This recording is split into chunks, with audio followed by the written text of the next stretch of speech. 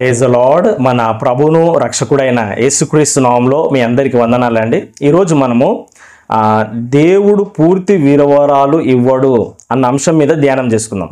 అంశం ఏంటంటే దేవుడు పూర్తి వివరాలు ఇవ్వడు అంటే పూర్తిగా దేవుడు అన్ని విషయాలు చెప్పడు, కొన్ని విషయాలు మాత్రమే చెప్తాడు. మిగతా విషయాలు మనము విశ్వాసంతో ముందుకు వెళ్ళాలని దేవుడు కోరుకుంటా ఉంటాడు. హల్లెలూయా. జనరల్గా మనకున్న ఆందోళన, మనిషికి ఉండే ఆందోళన ఏంటంటే నాకు అన్ని విషయాలు తెలిసిపోవాలి కదండి. ఇప్పుడు అన్ని విషయాలు నేను తెలుసుకోవాలి అని ఆశపడతా ఉంటాడు కదండి. సపోజ్ మీరు ఒక ప్రాంతానికి వెళ్ళాలి, అక్కడికి ఎలా వెళ్ళాలి? సపోజ్ మీరు హైదరాబాద్లో ఉన్నారు, ఢిల్లీకి వెళ్ళాలి, ఎలా వెళ్ళాలి? ట్రైన్లో వెళ్ళాలా, ఫ్లైట్లో వెళ్ళాలా, మరి కారులో వెళ్ళాలా, ఏమంటే బైక్లో వెళ్ళాలా, లేకపోతే ఇక్కడ నుంచి ముంబై వెళ్ళి, ముంబై నుంచి ఢిల్లీ వెళ్ళి, అట్లా ఏ విధంగా వెళ్ళాలి? రూట్ మ్యాప్ ఏంది? మరి అక్కడ ఆ స్థలానికి ఎక్కడ వెళ్ళాలి? ఇదంతా ఎందుకు జరగాలి అని ఒక ప్లాను, ఒక పద్ధతి, ఒక ఆలోచన అందరికీ ఉంటుంది కదండి. కొత్తగా నమ్ముకున్న వాళ్ళకు కూడా కొన్ని ఆలోచనలు ఏముంటాయంటే నా భవిష్యత్తు ఏందో నాకు సంపూర్ణంగా తెలియాలి, నా జీవితం ఏంటో నాకు సంపూర్ణంగా అర్థం కావాలి, నాకు అన్ని విషయాలు దేవుడు ముందుగానే చెప్పేసేయాలని ఆలోచన ఉంటుంది. కానీ వాక్యము తెలిసిన వ్యక్తులు ఎవరు కూడా ఈ విధమైన కన్ఫ్యూజన్లో ఉంటారు. ఎందుకంటే దేవుడు పూర్తి వివరాలు ఇవ్వడు, కానీ అనుదినము మనల్ని నడిపిస్తాడు అని మాత్రం మనం గ్రహించాలి. ఏమంటే యోసేపుకు దేవుడు కలనిచ్చినాడు, ఆయన గొప్ప వ్యక్తిగా అవ్వబోతున్నానని. కానీ అది ఎలా జరుగుతుంది, ఎప్పుడు జరుగుతుంది అన్నది విషయం యోసేపుకు తెలియదు. దేవుడు అబ్రహాంతో అన్నాడు నేను నిన్ను ఆశీర్వదిస్తానని, కానీ ఎలా దేవుడు ఆశీర్వదింపబోతున్నాడు, ఈ దేశాన్ని ఎలా స్వతంత్రించుకుంటాడు, కానాను దేశాన్ని అన్న పూర్తి వివరాలు తెలియదు. దేవుడు రాజుగా అభిషేకించినాడు దావీదును, కానీ అతను రాజు ఎలా అవుతాడు, ఎంత టైం పడుతుంది, ఎలా దేవుడు నడిపిస్తాడు అన్న విషయాలు తెలియదు. యోసేపుని చూసుకుని అనేకమైన శ్రమలు అనుభవించినాడు, దావీదును చూసిన అనేకమైన ఇబ్బందుల నుంచి వెళ్ళినాడు, కానీ దేవుడు కాపాడి దర్శనాన్ని నెరవేర్చినాడు. హల్లెలూయా. తగిన సమయంలో దేవుడు మనల్ని హెచ్చిస్తాడు. బైబిల్లో నుంచి కొన్ని వచనాలు మనం చూసుకుందాం. ఆదికాండము 12వ అధ్యాయం 1వ వచనం. ఆదికాండము 12వ అధ్యాయం 1వ వచనం మనం చూసుకుందాం.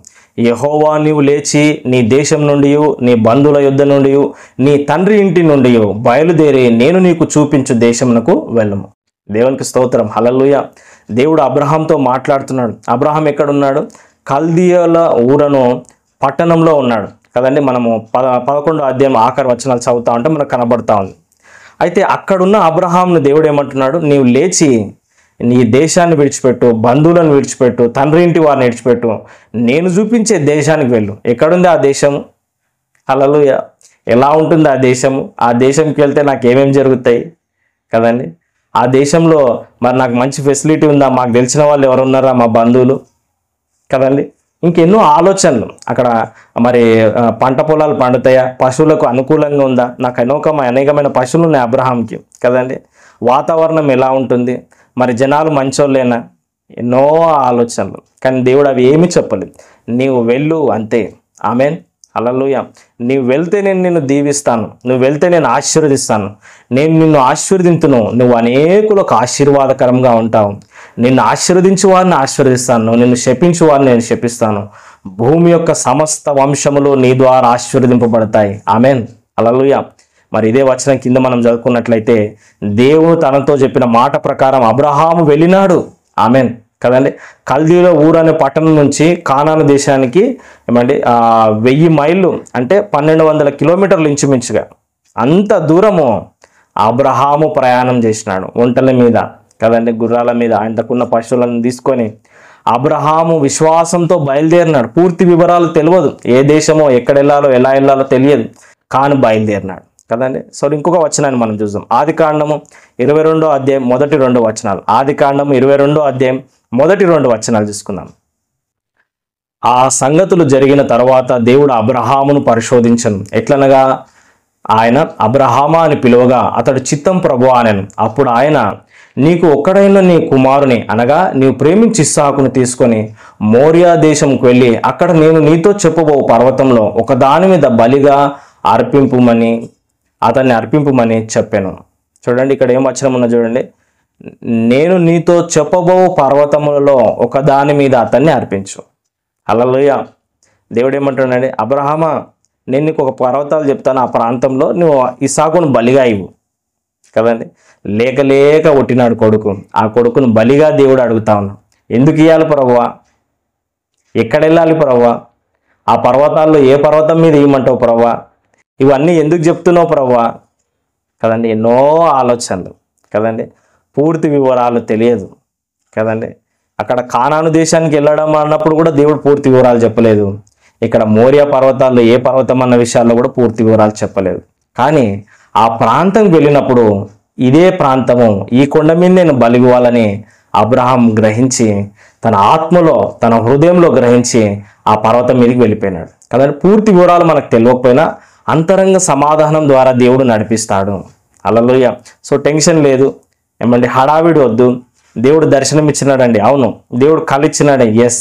దేవుడు వాక్యం ద్వారా మాట్లాడినాడండి, దేవుడు ప్రవక్త ద్వారా మాట్లాడినాడండి, ఎస్. సేవకుల ద్వారా బలపరిచినాడండి, ఓకే. కానీ మీరు విశ్వాసంతో, ఓర్పుతో, సహనంతో నడుచుకుంటూ వెళ్తుంటే ఇంకా అనేకమైన విషయాలు తెలుస్తాయి. దేవుడు సంపూర్ణంగా మిమ్మల్ని నడిపిస్తాడు కదండి.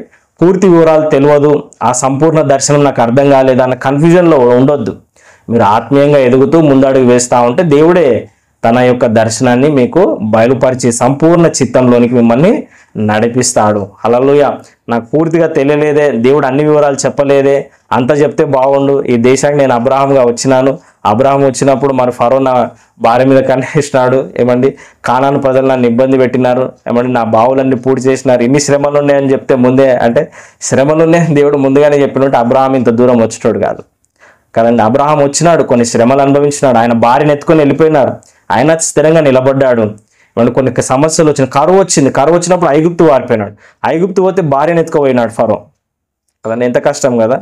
మళ్ళీ అక్కడ నుంచి మళ్ళీ దేవుడు అతన్ని గద్దించి ఆయన భార్యను ఆయనకి ఇప్పించినప్పుడు మళ్ళీ కానాను వచ్చినాడు, మళ్ళీ అక్కడ జీవించినాడు, ప్రార్థన చేసినాడు. కానీ అక్కడ ఉన్న జనాలతో కొద్దిగా ఇబ్బంది అయింది, మళ్ళా లోతుతో గొడవ అయింది, లోతు మరి సొదొమ గొమొరకి వెళ్ళిపోయినాడు. ఇవన్నీ జరుగుతూనే ఉన్నాయి కదండి. మిక్స్చర్ ఫీలింగ్స్, మిక్స్డ్ ఏమండి అనేక విషయాలు తన జీవితంలో జరుగుతూ ఉన్నాయి ఒడిదుడుకులు. కానీ దేవుడు మాట్లాడినాడు, దేవుడు దర్శనం ఇచ్చినాడు, దేవుడు నడిపించినాడు. హల్లెలూయా.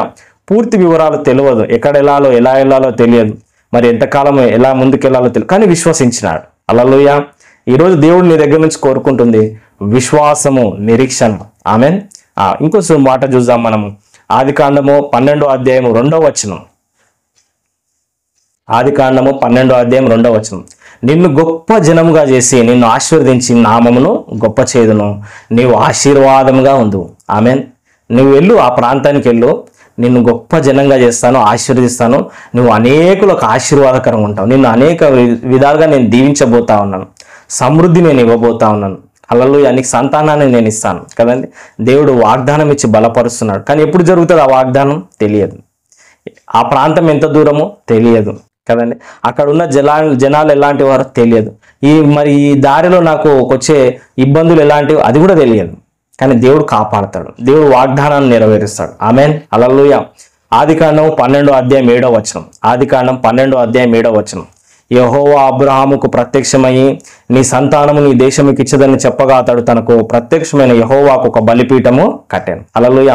దేవుడు ప్రాంతం చెప్పినాడు, కానాను వెళ్ళుమని, ఆ దేశం వెళ్ళుమని. ఈ దేశాన్ని విడిచిపెట్టి 1200 మైళ్ళు బయలుదేరి, కిలోమీటర్లు 1000 మైళ్ళు బయలుదేరి ప్రయాణం చేసి వెళ్ళినాడు. అక్కడ వెళ్ళిన తర్వాత దేవుడు ప్రత్యక్షం ఏమంటున్నాడు, ఈ దేశాన్ని నీకు ఇస్తాను.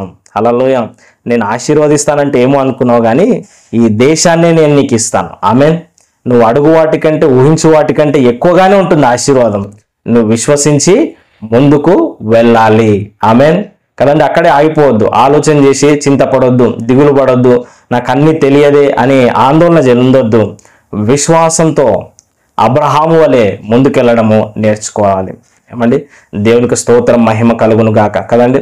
ఈ యొక్క ప్రాంతాన్ని అంతా చూడు, నేనంతా విస్తరింపజేస్తాను, ఈ దేశాన్ని చూడు, ఇది చూసినంత మటుకు నేను నీకు ఇస్తానని అబ్రహాంతో చెప్పినాడు. మరి ఆదికాండం 15వ అధ్యాయం 5వ వచనంలో ఆయన వెలుపలికి అతన్ని తీసుకుని వచ్చి నువ్వు ఆకాశం వైపు తేరిచూచి నక్షత్రం లెక్కించుటకు నీ చేతనైతే లెక్కించమని చెప్పి నీ సంతానం అలాగున అవునని చెప్పినాడు. హల్లెలూయా. నువ్వు వచ్చినావు నన్ను విశ్వసించి నువ్వు నడుస్తా ఉన్నావు. అయితే నేను నీకు ఇచ్చబోయే ఆశీర్వాదం ఏంటంటే ఆకాశ నక్షత్రాల వల్ల నీ సంతానం ఉండబోతుంది. ఆమేన్. హల్లెలూయా. కదండి. విశ్వాసంతో నడవడం నేర్చుకోండి. కన్ఫ్యూజ్ అవ్వద్దు, తొందరపాటు వద్దు. అబ్రహాముకు అనుమానం వచ్చినప్పుడల్లా దేవుడు బలపరుస్తా ఉన్నాడు, వాగ్దానాన్ని స్థిరపరుస్తున్నాడు. దేవుడు నిన్ను కూడా దర్శిస్తాడు. ఏదో దర్శనం వచ్చేసింది బ్రదర్, కానీ పూర్తి వివరాలు అర్థం అవ్వట్లేదు, ఎలా ముందుకెళ్ళాలి. Start walking. నువ్వు నడవడం మొదలుపెట్టు, విశ్వాసంలో ముందుకెళ్ళడం మొదలుపెట్టు కదండి. ఆదికాండం 17వ అధ్యాయంలో మనం చూసినట్లయితే అంటే అబ్రహాము మరి దేవుని సన్నిధిలో నిబంధన కలిగి నిందారహితంగా జీవించాలని దేవుడు అతన్ని కోరుకున్నాడు, ఆ విధంగా నడిపించినాడు కదండి. ఆదికాండం 21వ అధ్యాయంలో చూసుకున్నట్లయితే దేవుడు తాను ఇచ్చిన వాగ్దానాన్ని నెరవేర్చి అబ్రహాముకు సంతానాన్ని ఇచ్చినాడు. అప్పటికి అబ్రహాం అన్ని విధాలా దీవింపబడినాడు కదండి. తన ముసలితనమందు అబ్రహాం సంతానం కలిగి ఉన్నాడు కదండి, 100 ఏళ్ల వయసులో కదండి. మరి ఆదికాండం 24 మొదటి వచనం చూసుకున్నట్లయితే అబ్రహాము బహుకాలం గడిచిన వృద్ధుడై ఉండెను, అన్ని విషయంలో యెహోవా అబ్రహామును ఆశీర్వదించను. చూసినారండి, అన్ని విషయాల్లో దేవుడు దీవించినాడు, ఆయనకు చెప్పిన వాగ్దానాలన్నీ నెరవేర్చినాడు. కానీ పూర్తి విషయాలు తెలియదు, కానీ విశ్వసించి నడవడం మొదలుపెట్టినాడు. కానాను దేశానికి ఇచ్చినాక నీకు ఈ దేశాన్ని ఇస్తానని చెప్పినాడు, ఆ దేశంలో నిన్ను దీవిస్తానని చెప్పినాడు, సంతానం ఇస్తానన్నాడు, ఆలస్యమైన సంతానాన్ని ఇచ్చినాడు. మరి అన్ని విషయాల్లో వెండి బంగారం కలిగి, అన్ని విషయాల్లో పశువులు కలిగి, సంతానం కలిగి బహుగా దీవింపబడినాడు. ఆమెన్, హల్లెలూయా, దేవునికి స్తోత్రం. సో అబ్రహాం యొక్క విశ్వాసం ఎలా ఉండేది ఈ మధ్యలో అన్నది చూసుకున్నట్లయితే రోమీయులకు రాసిన పత్రిక 4వ అధ్యాయం 18వ వచనం నుంచి కిందికి మనం చూసుకున్నట్లయితే, నీ సంతానము ఈలాగునుండునని చెప్పిన దాన్ని బట్టి తాను అనేక జనములకు తండ్రి అగునట్లు నిరీక్షణకు ఆధారం లేనప్పుడు అతడు నిరీక్షణ కలిగి నమ్మెను. మరియు అతడు విశ్వాసమందు బలహీనుడు కాక రమారమి 100 ఏళ్ల వయసు వాడై ఉండి అప్పటికి తన శరీరం మృతతుల్యమైనట్టును శార గర్భంలో మృతతుల్యమైనట్టును ఆలోచించను. కానీ అవిశ్వాసం వల్ల దేవుని వాగ్దానం గురించి సందేహింపక దేవుని మహిమపరిచి ఆయన వాగ్దానం చేసిన దాన్ని నెరవేర్చుటకు సమర్థుడని రూఢిగా విశ్వసించి విశ్వాసం వలన బలం పొందెను. హల్లెలూయా, దేవునికి స్తోత్రం, మహిమ కలుగును గాక. చూసినారండి, రోమీయులకు రాసిన పత్రిక 4వ అధ్యాయం 18 నుంచి 21 వరకు చూసుకుంటే అబ్రహాం ఏం చేసినాడండి, విశ్వాసం ద్వారా బలం తెచ్చుకున్నాడు. దేవుడు వాగ్దానం చేసిన దాన్ని నెరవేరుస్తారని నిరీక్షణ కలిగి ఉన్నాడు. అవిశ్వాసం వల్ల దేవుని సందేహింపక దేవుడు వాగ్దానం చేసి నెరవేర్స్తాడని విశ్వసించి ఆ విశ్వాసం వల్ల బలం పొందుకొని దేవుని మహిమపరిచినాడు కదండి. మేబీ నువ్వు ప్రభుని కొత్తగా నమ్ముకున్నావేమో, కొత్తగా స్టార్టింగ్లో ఉన్నావేమో, మరి దేవుని నమ్ముకున్న కొన్ని దర్శనాల విషయంలో కన్ఫ్యూజన్లో ఉన్నావేమో, కొన్ని ఆలోచనలు వస్తూ ఉన్నాయేమో, ఎలా నా భవిష్యత్ అని చింత చేస్తూ ఉన్నాయేమో. నువ్వు విశ్వాసంతో ఉండు, నమ్మకంతో ఉండు, బలము కలిగి ఉండు, ముందడుగు వేస్తూ ఉండు. దేవుడే అన్ని విషయాలు నీకు నెరవేరుస్తాడు, వాగ్దానాన్ని నెరవేర్చి నిన్ను స్థిరపరిచి ఆశీర్వదిస్తాడు. అటు రీతిగా మిమ్మల్ని దేవుడు దీవించును గాక. ఆమెన్. చిన్న ప్రార్థన. పరిశుద్ధుడైన దేవా, ప్రేమగల తండ్రి, అయా మాకు అన్ని విషయాలు తెలియదు, దర్శనంలో కొన్ని విషయాలే తెలుసు, నువ్వు చెప్పిన మాటని తెలుసు. అయితే విశ్వాసంతో ముందుకు సాగడానికి సహాయం చేయండి. నీవిచ్చిన ప్రతి వాగ్దానాన్ని మా జీవితంలో నెరవేర్చి స్థిరపరిచి బలపరిచి కృప చూపించి మమ్మల్ని నిలబెట్టుమని, విశ్వాసంలో ముందుకు సాగడానికి సహాయం చేయమని మా ప్రభువును రక్షకుడైన యేసుక్రీస్తు నామములో ప్రార్థించి స్తుతించి అడిగి వేడుకొంచున్నాం తండ్రి. ఆమెన్. God bless you. నేను ఎలీషా అబ్రహాం. ఈ వీడియోని లైక్ చేయండి, షేర్ చేయండి, సబ్స్క్రైబ్ చేసుకోండి. Thank you. God bless you. దేవుడు మిమ్మల్ని దీవించును గాక. మీ ప్రార్థన అవసరతలకు కూడా నాకు ఫోన్ చేయండి, ఓకేనా? కింద నంబర్ ఉంది, ఆ నంబర్కి కాల్ చేయొచ్చు. God bless you.